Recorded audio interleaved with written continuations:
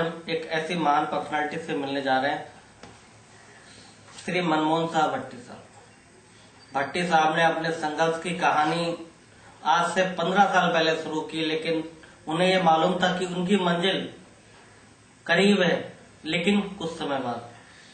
भट्टी साहब, सबसे पहले मैं ये जानना चाहूंगा कि ये आपके दिमाग में कब आया कि आपको अपनी एक पार्टी का निर्माण कर खासतौर से ट्राइबल्स के लिए कुछ करें, क्योंकि बहुत सारी पार्टी हैं जो समाज के नाम पर बहुत कुछ करने की बात डंके के चोट पे करती है।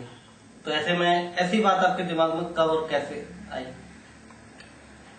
सर्विस के दौरान मैं आदिवासी क्षेत्रों में मेरी तैनाती थी। मुझे लगता था कि राजनीतिक नेता भी इनके साथ पूरी तरह न्याय नहीं कर पा रहे हैं, और उससे होता यह था कि लोग बोलते तो है राजनीतिक नेता कि आदिवासियों के लिए उनका न्याय करेंगे, उनको उनकी सेवा करेंगे। सच्चाई तो यह है कि वोट लेने भर के लिए उनकी बात करते हैं, उसके बाद सारे भूल जाते हैं। तो मुझे लगा कि अगर हम राजनीतिक ताकत खुद की बना लेंगे और अपनी बातें खुद करने के लिए हम लोग लोकसभा और विधानसभा में पहुंच सकते हैं, तो हम खुलकर निष्पक्ष रूप में हम अपनी समाज की सेवा कर पाएंगे। मैं आदिवासी होने के नाते मैंने ये संघर्ष जारी रखा, और आदिवासियों के हक के लिए दादा हीरा सिंह मरकाम जो थे हमारे संघर्ष के अगुवा, उनके साथ मिलकर हमने गोंडवाना गणतंत्र पार्टी का मध्य प्रदेश में निर्माण किया है। आप गवर्नमेंट जॉब में थे, उसको छोड़ने के बाद आप सशक्त राजनीति में आ गए। क्या राजनीति के बिना समाज सेवा नहीं की जा सकती? क्या समाज सेवा करने के लिए राजनीति में आना जरूरी है? वर्तमान पोजीशन हमें लगा कि जितने प्रताड़ित हम लोग अन्य वर्ग से नहीं है, वैसा राजनीतिक जो संवैधानिक कानून है उनमें भी हम लोग उलझे हुए हैं। हमारी जल जंगल जमीन का जो मुख्य संघर्ष है, बिना राजनीतिक में आए, बिना राजस्व कानून के राजस्व और फॉरेस्ट के कानून में बदलाव के हम लोग ये लड़ाई पूरी नहीं कर सकते थे। इसलिए एक राजनीति में रहने से एक राजनीतिक संरक्षण प्राप्त करना बहुत जरूरी था। हम कितने भी निचले स्तर पर हेजिटेशन करते थे, कितना भी संघर्ष करते, कितनी समाज सेवा की बात करते थे, लेकिन राजनीतिक लोग हमें हमेशा प्रताड़ित करते थे, और नेतृत्व करने वाले हम लोगों के साथ जेल, हमारे साथ फर्जी केसेस बनाते थे।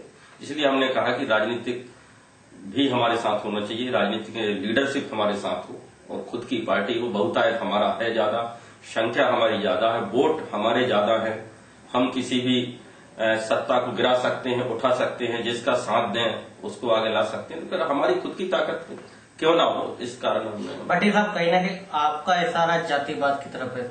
अगर यूपी में देखा जाए, मुलायम सिंह यादव समाजवादी पार्टी, मायावती बहन बहुजन समाज पार्टी, वहीं बीजेपी खासतौर से कहीं ना कहीं ब्राह्मणों को प्रावधान देती है, वहीं लोकदल के लोग जाटों को प्रावधान देते हैं। कि ऐसा तो नहीं होगा कि आगे चलकर जो गोंडवाना गणतंत्र पार्टी है केवल ट्राइबल्स के लिए ही काम करेगी?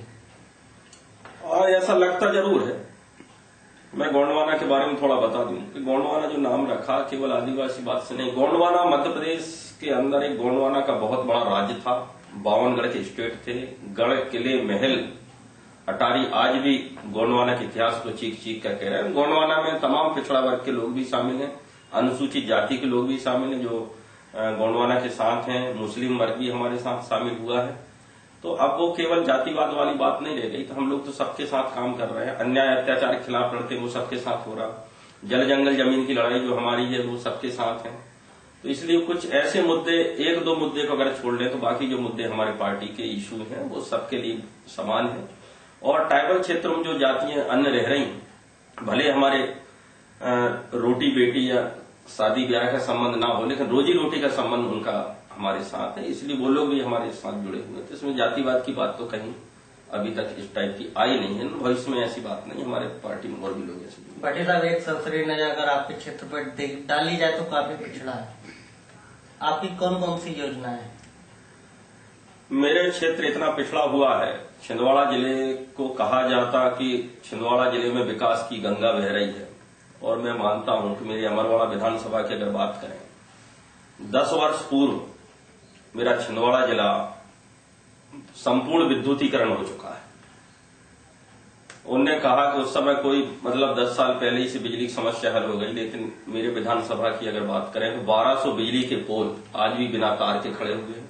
अनेक गांव में बिजली नहीं है, गांव के गांव अंधेरे में, और पता नहीं सांख्यिकी के आधार पर छिंदवाड़ा जिले को पूर्ण विद्युतीकरण घोषित कर दिया गया। 70% गांव आदिवासी गांव है जो एक दूसरे के लिंक रोडों से जुड़े नहीं है।